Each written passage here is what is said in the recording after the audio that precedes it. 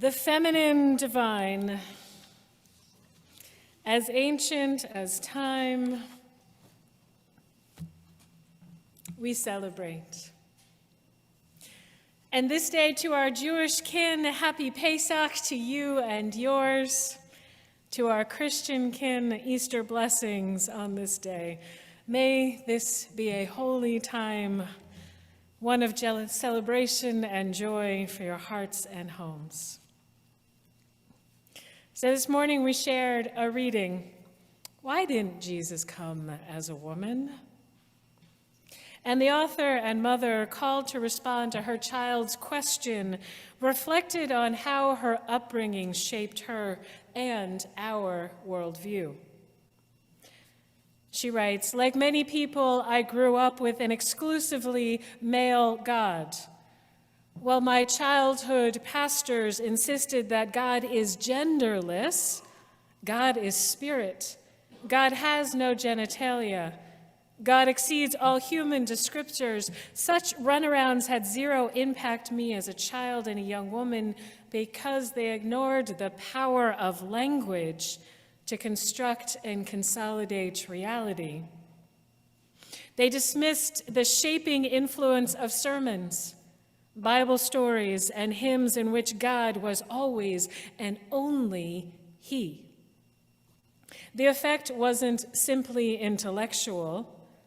This was a God I took into my bones and enthroned in my subconscious. This gendering, of course, has real-life consequences. No female clergy, no women in church leadership,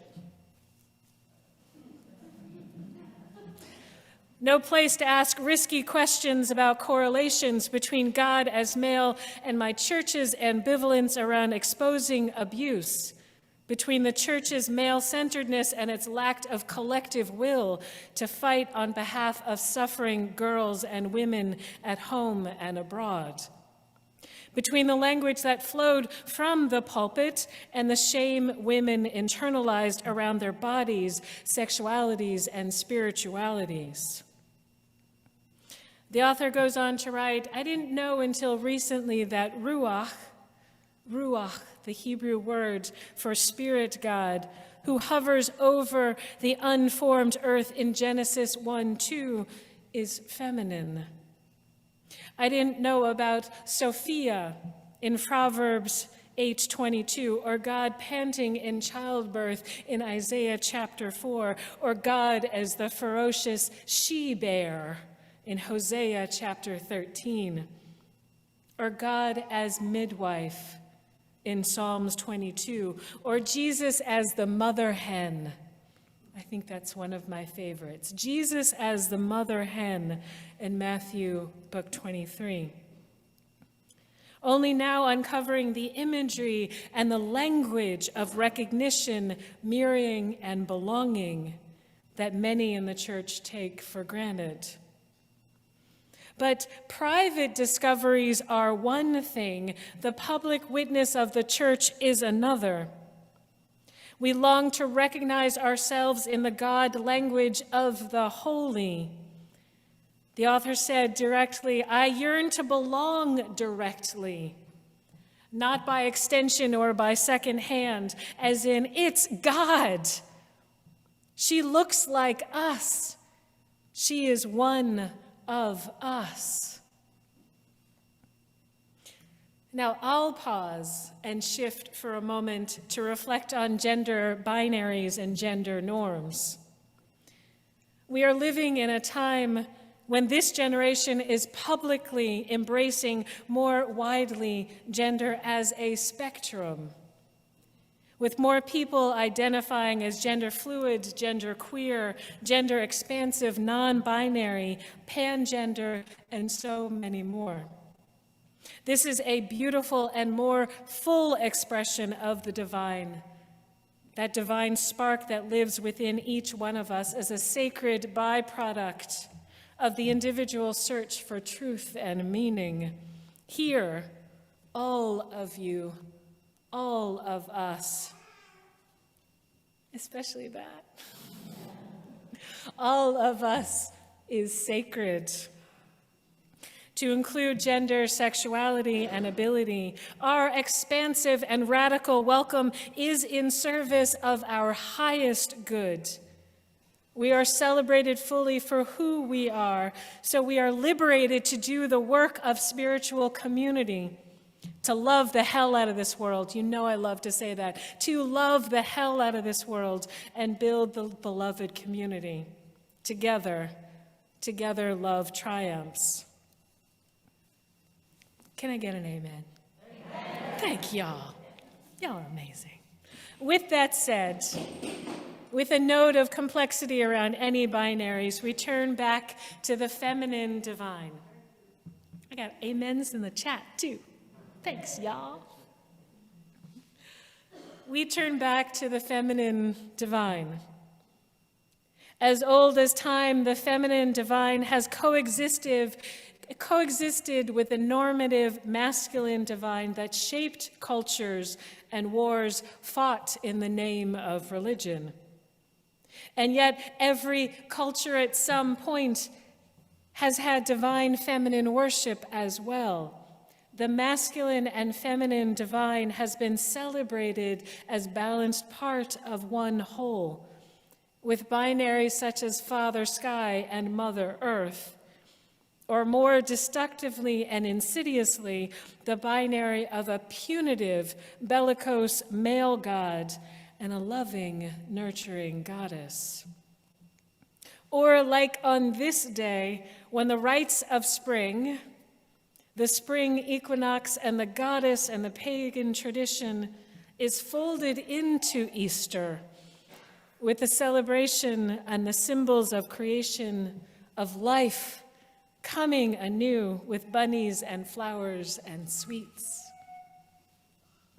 So feminist theology, from Christian, Hindu, Muslim, Buddhist, Jewish, and other diverse theologians, have undertaken the work of dismantling patriarchal and gender oppression from the imagery of the divine, our norms and culture around religious and spiritual traditions. Rabbi Paula Reimers wrote in 1993 an article in Conservative Judaism this insight: those who want to use God/she language want to affirm womanhood and the feminine aspects of the deity. They do this by emphasizing that which is most clearly distinguishing the female experience from the male. A male or female deity can create speech or thought through action, but the metaphor for creation is unique with birth. Once God is called female, then the metaphor of birth and the identification of the deity with nature and its processes becomes inevitable. Just as Joanne Spence shares in her poem, "Who am I?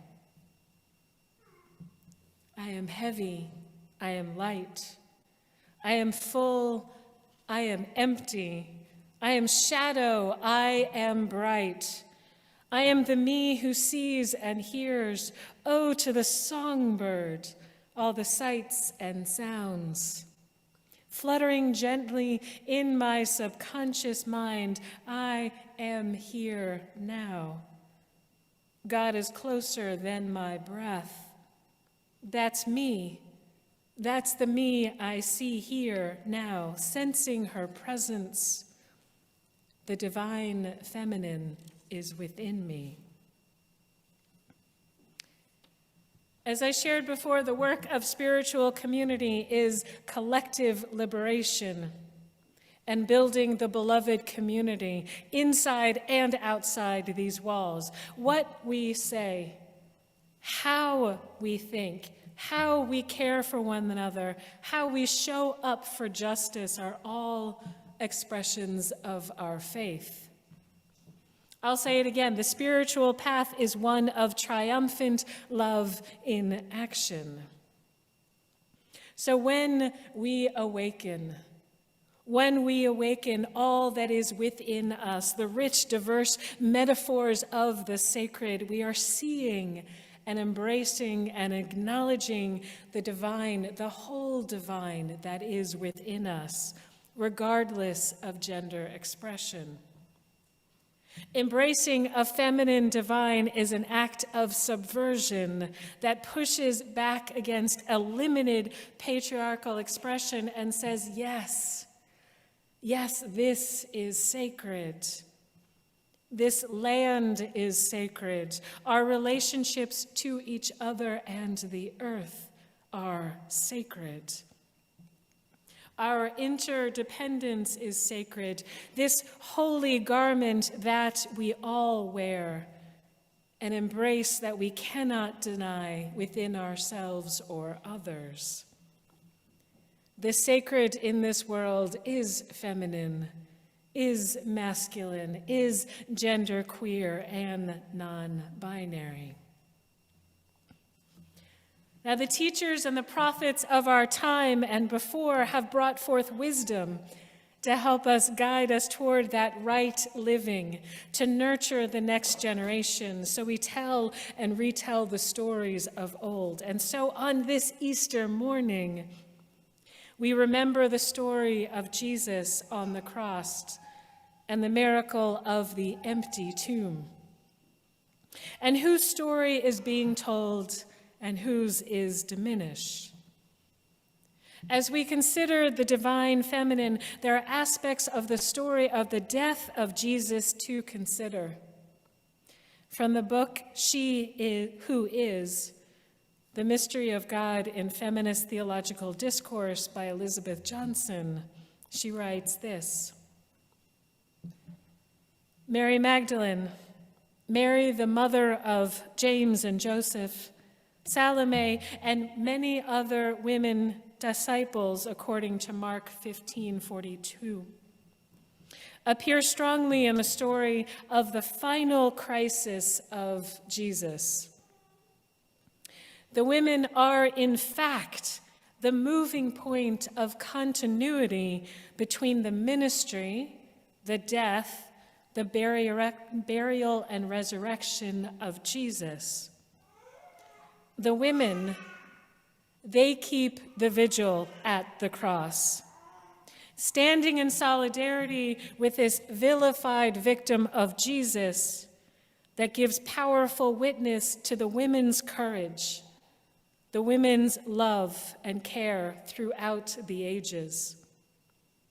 Their presence is a sacrament of God's own fidelity to the dying Jesus, their faithful friendship a witness to the hope that he was not totally abandoned.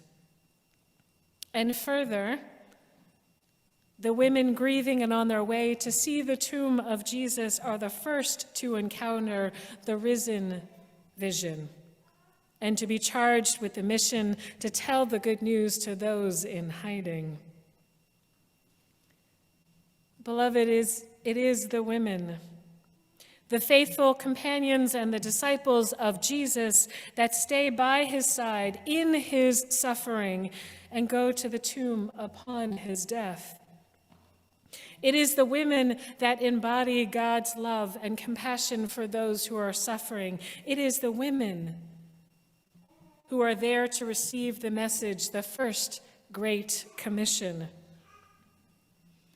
Just as feminist theology is untangling the tight weave of gender-exclusive traditions, feminist theology is also promoting and amplifying women, the teachers, leaders, messengers, and prophets of God and spiritual traditions.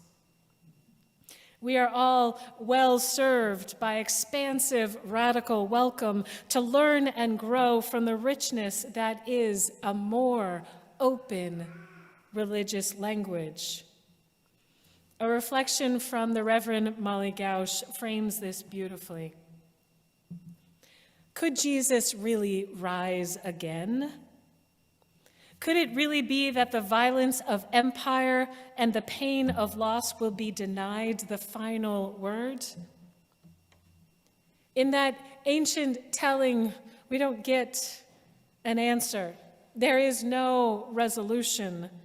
There's no certainty. There's only a seed of complicated hope and the persistence of human love to help it grow. What strikes me about the ancient text is that it is not only Jesus who rose up that morning, it was also the women who loved him, who rose up from the pit of their grief to tend to him. It was also the movement that his teaching sparked, a community who rose up to spread his message of power in weakness and in the victory of love. Is new life possible? Is love stronger, even that of death? The question itself invites us to rise up and to live as though it were true. To live as though it were true and to make it true in our living. The lesson for the women, for the forces of empire, for us is this: you can crush down love. You can bury it, cover it up, but it will rise. It will reach for the sun, and we will reach for each other. Love will have the final word. Even if that word is just a question, a wild possibility, a whisper to rise and follow wherever it may lead. If we've learned nothing else from these years, it is this: even when everything is uncertain, even when we are grieving, even when the losses keep coming, even when we are forced apart, even when we are bone weary, we keep reaching for one another. Can you just do that for a second for me? We keep reaching for one another. We keep reaching for one another. We keep rising in love. So, beloveds, let us rise again in love. May this day be one of expansive welcome and joy. Life has sprung again. Joy arises in our hearts. Love triumphs over evil through our witness, through our agitation, through our service, and our love. Amen. Amen. And may it be so.